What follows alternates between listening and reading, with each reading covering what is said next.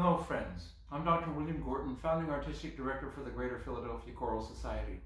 This is our third installment in Moments with the Maestro, and I was asked a question between the last installment and this one. What was my inspiration for getting into music and doing what I do? And I suppose that question can't be raised without basically begging the story itself of how basically my path went from the beginning. I don't know if as a child I exhibited some special aptitude for music, but I came home around Christmas time when I was about 7 years old to find a piano in the house. It was a large used piano my father had bought for Christmas. And clearly he had the notion that I might be able to do something with music. And so thereupon I started to take lessons. Being a hyperactive 7-year-old boy, I wasn't much interested in practicing, however, which was a bit of a liability, as you might guess. So after a year of lessons, my mother said, "Look, I'm not going to beat you to get you to practice. You can quit. I don't care." Reverse psychology. Well, if there's one thing that I hate by nature, it's waste. Well, that's no good. Then I will have lost all that I've gained here. I'm halfway through the first book already. So I decided, no, I would keep going, and so let's set a minimum time limit for the practice time. It turned out that 10 minutes was about all I could take per day. So we would set the timer, 10 minutes a day. 10 minutes a day, blah, blah, blah, blah. Very boring, right? But I smoldered on like that for the next 5 years, partly because I had heard recordings of pianists playing Rachmaninoff's Prelude in C sharp minor.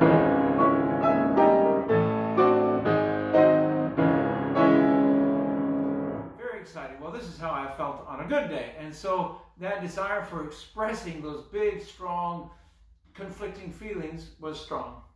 So, as I said, I smoldered along until I was age 12. Finally, my piano teacher at the time said, "Here's a piece you might like."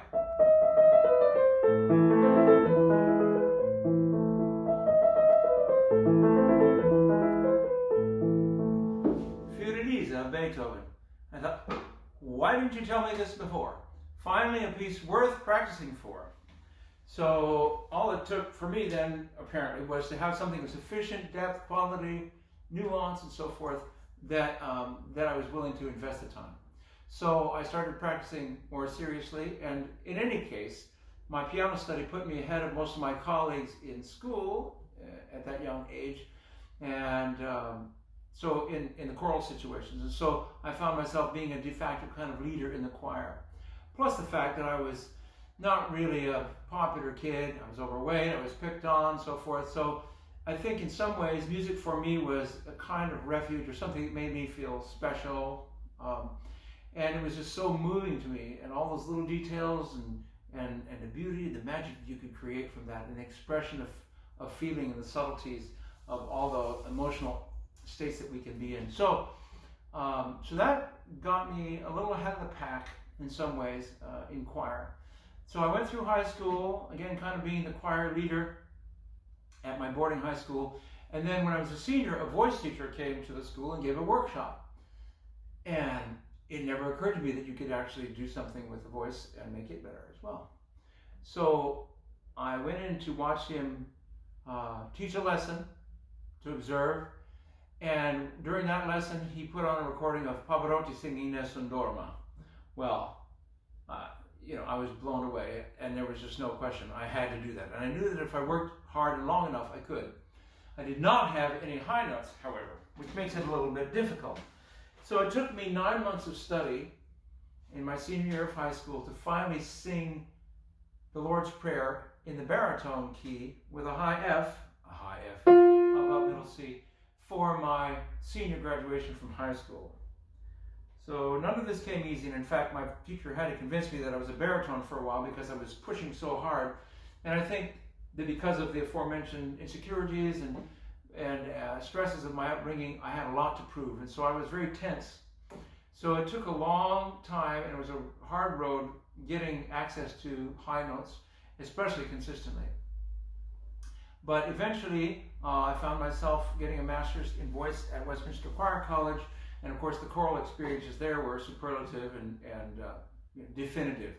Being able to sing, with New York Philharmonic and Leonard Bernstein and Mahler's Second Symphony recording for Deutsche Grammophon, or singing Beethoven's Ninth Symphony with Vienna Philharmonic at Carnegie Hall under Amado. Here in Philadelphia with Muti doing Flying Dutchman, and also Beethoven's Ninth with Philadelphia Orchestra. These were standard-setting experiences, and so it was an incredible experience to have there at Westminster.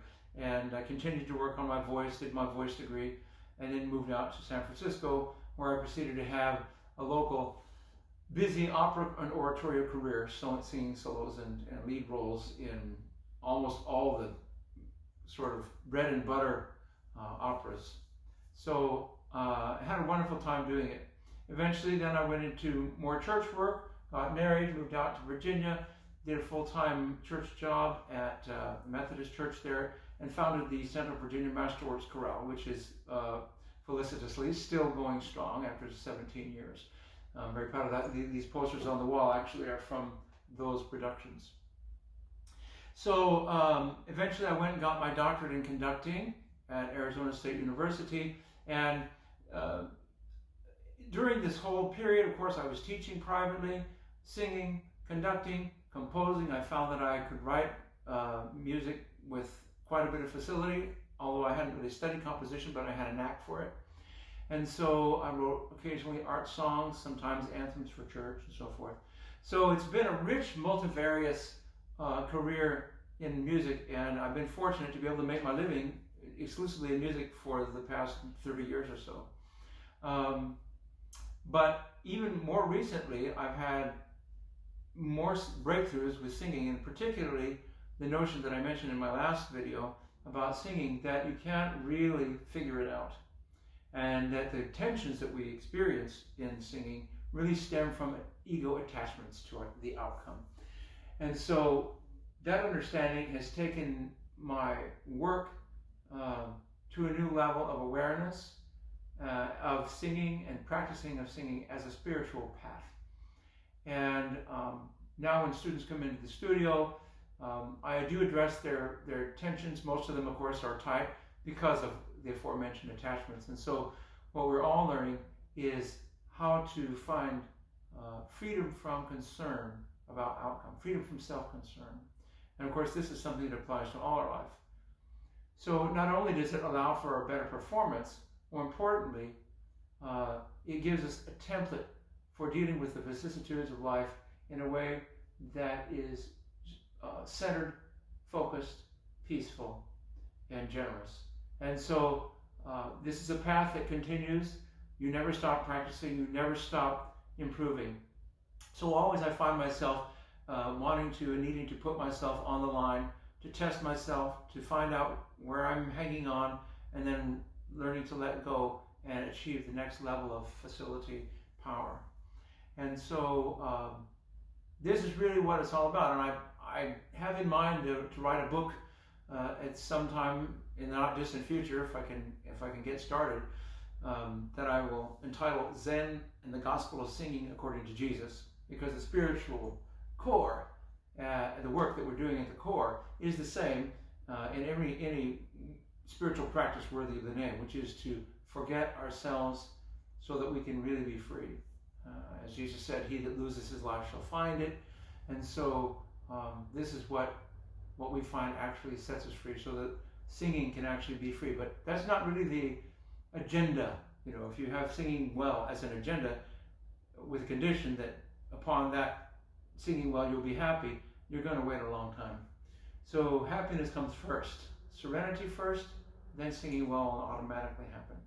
So it's an amazing and a powerful experience, and the path continues to stretch out before me, and I'm seeking to walk it, developing all the elements of musicianship and wisdom that I can to share with the world as long as I'm here and with my students. So thank you for listening, and I wish you well.